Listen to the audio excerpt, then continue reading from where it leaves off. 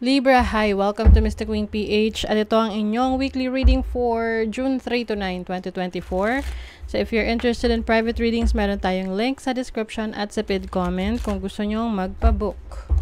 Okay, so Libra, let's see what's coming to you this week. Overall energies ng mga Libra. You have the Page of Cups. There's some sort of excitement sa mga creative things na gusto nyong gawin ngayon. So, maaring iba sa inyo, you're into arts, music, anything that you are using your talents, your skills. Yan. So, maaring ito ay galing pa sa inyong mga pangarap ng bata kayo. Di ba ng bata tayo, meron tayong mga peg. Yung mga gusto nating ma-accomplish, maging paglaki natin. So, your challenge is the Three of Pentacles. So, this is about working with other people. So, maaring nagiging challenge sa inyo is yung collaboration sa iba. Na parang may mga gusto kayong tanungin or gusto kayong malaman sa iba pero nahihiya kayo. Oo. So, ito yung time na mas maging open kayo sa collaboration, learning from other people.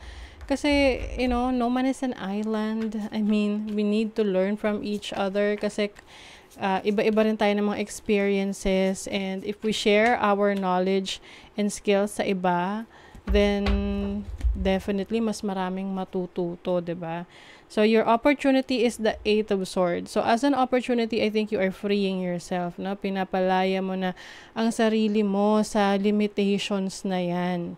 Na if may mga nagsasabi na wag mong gawin yan, hindi yan makakabuti sa'yo, sino ba sila para magsabi niyan? Dahil buhay mo yan eh. It's your own life. If you have, if you are already mature enough para mag-isip para sa sarili mo, then, make that decision and do it.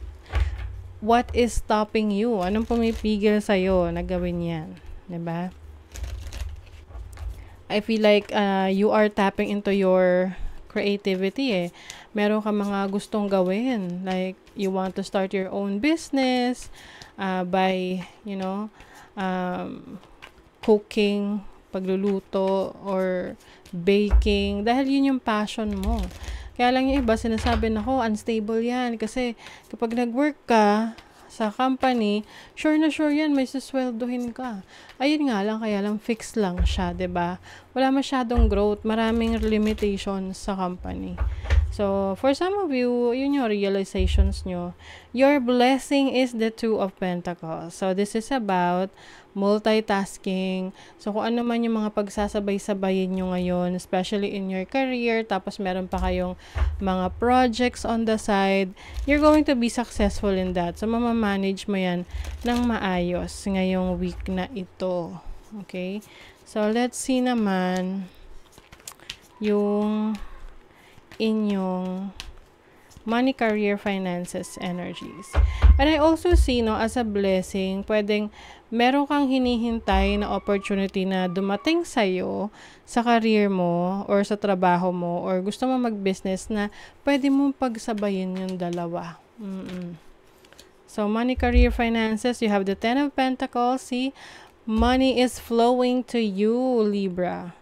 This is having more than enough. So, some of you, pwedeng meron kayong marireceive na inheritance or tulong or money from your parents or from your family. You have the Hierophant. So, this is mentorship. So, pwedeng merong magme-mentor sa'yo sa trabaho, sa career, magtuturo sa'yo, magbibigay sa'yo ng good influence on how to improve your finances. Kasi talaga, yung mentor ang isa sa pinaka-importante rin na para matuto tayo sa buhay. Na pwedeng physical, na nakakausap natin siya, or pwede ring nababasa mo yung mga books niya or mga videos niya, napapanood mo. And you can, that person can also be your mentor kasi siya yung nagtuturo sa'yo. Siya yung nag-impart sa'yo ng knowledge, ng skills na yan. You have the Two of Swords. So, there's also, I feel like there's an opportunity naman sa inyo to share your knowledge and skills sa iba. Na parang iniisip mo, is it time for you to teach others, mag-share ng knowledge to create that class, online class that you want? or to conduct a training or seminar para sa iba, no? Para maipakita mo rin yung iyong portfolio, yung kakayanan mo to earn money. Let's see, ano pa? Maaari rin merong decision making kayong gagawin sa family. Pagdating sa pera, it's either meron kayong ibebenta na lupa, bahay, properties na kailangang mag-decide yung buong family bago magawa yung transaction. So, yan, may transformation. May change, major change in your life. Change is coming. Sometimes change is uncomfortable but worth it. Yes. So, transformation, maaring yung iba may matatapos na trabaho, career, or business para mag-start ng bago, no? Bagong project. Kasi yung iba, hindi kayo masaya, hindi kontento sa situation nyo, sa trabaho, sa career nyo. So, you want to make that change. Yun. Kasi minsan, diba, yung iba, hindi sila kontento sa situation nila sa trabaho, sa business. Ang ginagawa nila, nagrereklamo lang sila, pero wala silang ginagawang action. So, sa tingin ba nila maayos ba yun? Diba? Masusolusyonan ba yun? Hindi, kasi nagrereklamo lang. So, some of you, you are going to finally take that action. Ikaw yung mismong gagawa ng major change in your career, your finances, and your business. So, sa love life naman, you have the lovers. So, yung iba papasok sa isang relationship.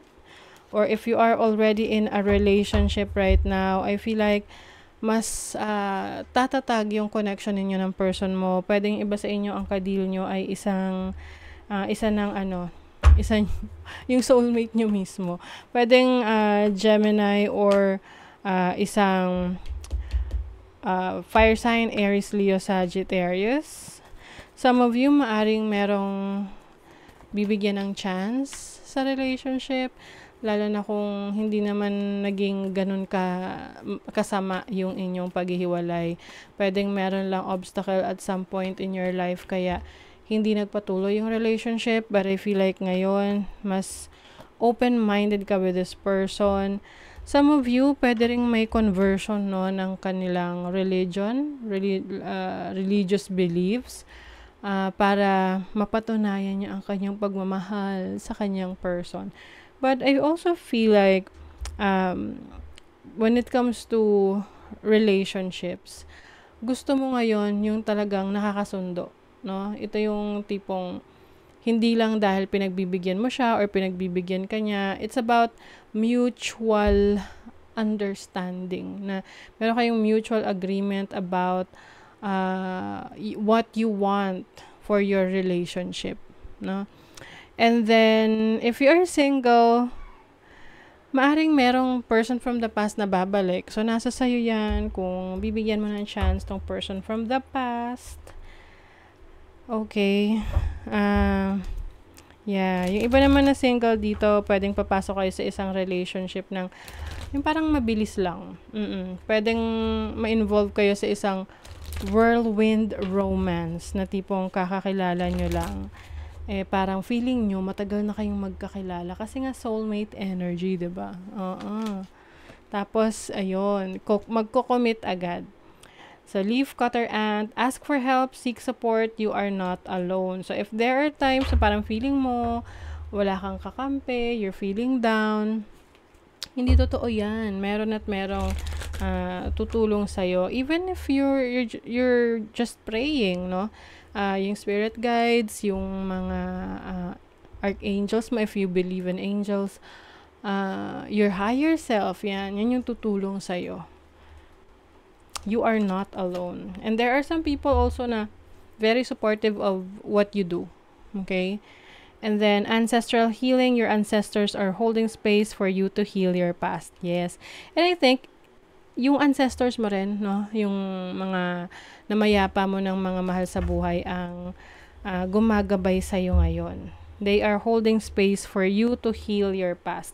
So, any issues from the past, unti-unti mo nang naiintindihan, unti-unti mo nang napag-aaralan ko what happened, what went wrong, and now syempre nagkakaroon ka na ng acceptance. Kapag naintindihan mo na, you will accept the situation. And then after acceptance, then there's healing. Okay? So I think that's part of the transformation din na mangyayari sa'yo. Okay? So that is your reading, Libra. Thank you so much. Bye!